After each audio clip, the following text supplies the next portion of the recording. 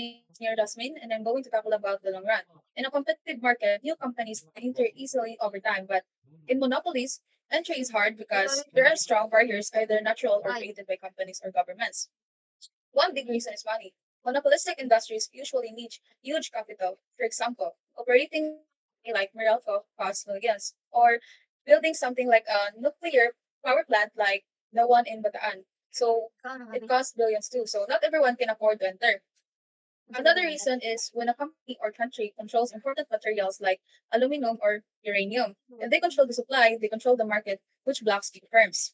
So some companies own patents. That means they legally stop other firms from copying their technology. Like in the show making industry, a company had patented all the machines needed.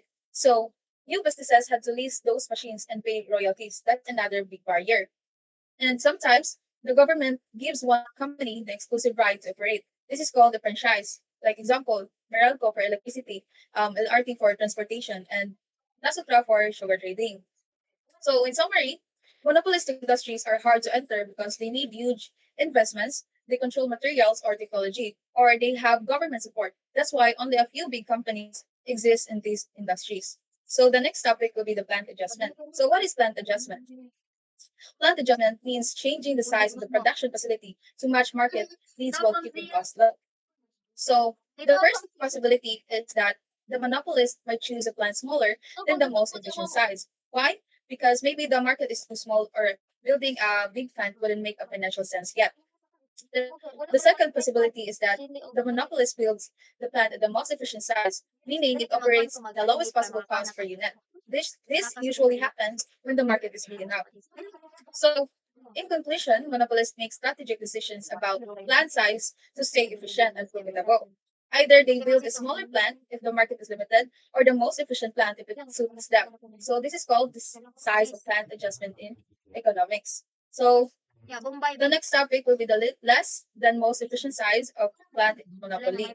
So basically, when there's not enough demand, a company can produce as much as it needs to in order to take full advantage of economies of scale. So even though producing more would lower the cost per unit, it wouldn't be profitable if not enough people are buying. So if we look at the figure 74, we can see that the marginal revenue curve intersects the long run marginal cost curve. The lowest point of the long run average cost curve, this means that company is making profit at that point, but not producing at the lowest possible cost per unit. This leads to something called excess capacity, where the plant isn't being used to its full potential. And since they are producing less, the cost per unit is higher.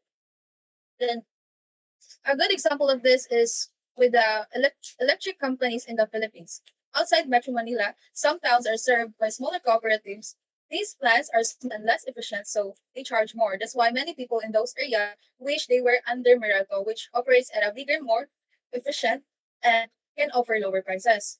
So, so to summarize, plants operates at less than the most efficient size when demand is low. They focus on maximizing profit, even if it means higher cost per unit. This is common in monopolies and can lead to things like higher prices and underused production capacity. So the next topic is the most efficient size of plant that will be discussed by Ms. Lu Ubisada. So, good morning, everyone. I'm Lu Obiasada. I'm going to tackle about the most efficient size of plant and the price discrimination. So, first is most efficient size of plant. In monopoly markets, a plant is most efficient when marginal revenue hits the minimum point of the long run average cost curve. At this output level, long run marginal cost equals short run marginal cost equals to marginal revenue and equals to short run average cost to long run average cost. So the output is QM, the price is P, and cost of production is C. So look at the figure 75, long run profit maximization, most efficient size of plant, where D or demand curve, the downward sloping, MR or the marginal revenue curve, also downward, steeper than demand, LAC or the long run average cost curve, the U shaped, the LMC, long run marginal cost curve, cuts LAC at its lowest point. So SAC, short run average cost curve, is the small U shaped curve. SMC, short run marginal curve, cuts SAC at its lowest point, price charged by the monopolies.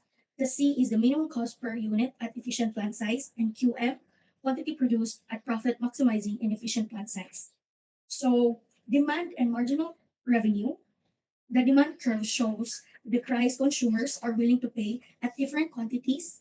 The MR curve lies below the demand curve because in monopoly, selling more units requires lowering the price for all units sold, not just additional one. So for the finding the optimal output for the QM is the firm maximize profit where marginal revenue equals marginal cost. So the point also corresponds to the minimum point of the long run average cost or the LAC curve. So meaning at QM, the firm is producing at lowest possible cost per unit and making maximum possible profit given the demand conditions. So the price and the cost. So at output QM, move up vertically to the demand curve to find the price that consumers will pay. The cost per unit is C, found where QM hits LAC and SAC at the minimum points. The difference between P and C represents the profit margin per unit. So the short run and long run conditions, the SMC and SAC curves represent short run behavior. LMC and LAC represents long run behavior. At QM, all important curves like SMC, LMC, SAC, and LAC meet showing that short run and long run costs are minimized simultaneously. Plant size is perfectly efficient for this output level. So second is the price discrimination. uh, a monopolist changes different prices for the same products in different markets. If markets can be kept separate, elasticities of demand are different in each market. Examples are the movie theaters, orchestra versus balcony tickets, appliances cheaper in Metro Manila than provinces, airfare executives versus students, lawyers and doctors, rich versus poor clients. So look at the figure 76, the monopolistic output restriction. So market 1 and market 2 are the two different markets. D1 and D2, demand curves in market 1 and 2. MR1 and MR2, the marginal revenue curves for each market. P1 and P2 are the prices charged in market 1 and market 2. Q1 and Q2 are the quantity sold in each market. So the monopoly separates the two markets. Price in market 1 is higher because demand is inelastic or buyers are insensitive to price changes. Price in market 2 is lower because demand is elastic or buyers are sensitive to price changes. So the monopoly sets quantity in market 1 and quantity in market 2 based on where MR is equals to MC. So why different prices? In market 1, it is an inelastic demand.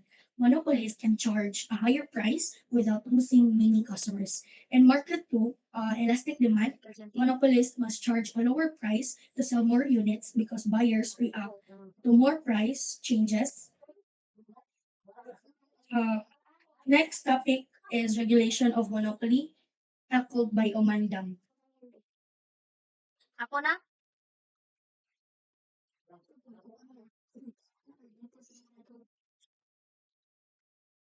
So I'm Dimple Rekayumandam. I'll talk about regulation of monopoly.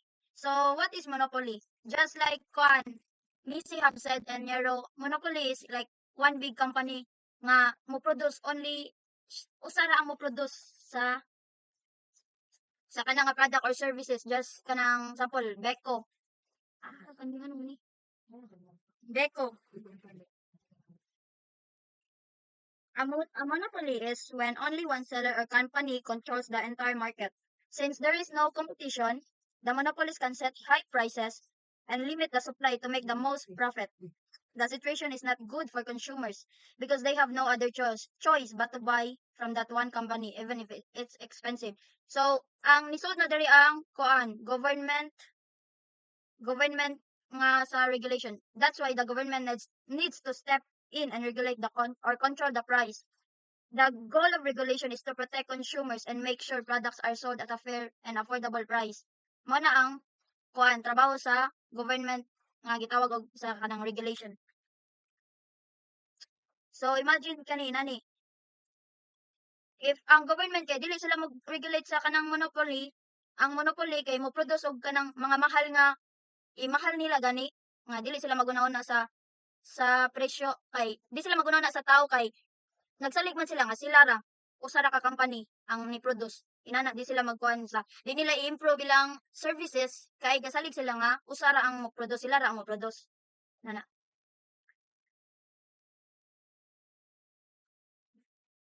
So, however, if the government sets a lower price, then more people will be able to afford the product or services. Because of this, the company must produce more to meet the demand. So in the end, the price goes down, the supplies goes up, one more people benefit. So ang main point ani kay without government controls, monopolies focus on their own profit, but with price regulation, there is a better balance between company profit and the needs of consumers. This helps create fairness in the market. Fair ra ba ang trabaho sa kanang government para dili masobraan. So let's talk about the welfare effects of pure monopoly. The first is pure competition. Not two types of markets. Pure competition or pure monopoly. The first is pure competition, where there are many sellers. In this kind of market, sellers compete with each other. So prices stay low and consumers have more choices. The second is pure monopoly, where only one company controls the entire market. Kato akong gisulti. The entire market, in this case, there is no competition. The company can set higher prices and earn more profit. From the point of view of producer or seller kanang sa pure monopoly, monopoly is better because they can earn more without worrying about other competitors. Kay wala lagi sila competitors sila ra.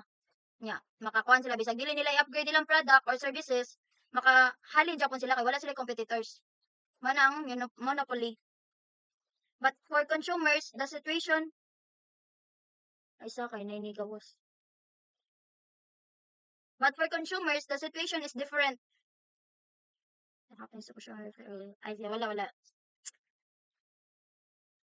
Kuan, usually ang ayaw mo katawa. Usually monopolies kay dili kuan sa mga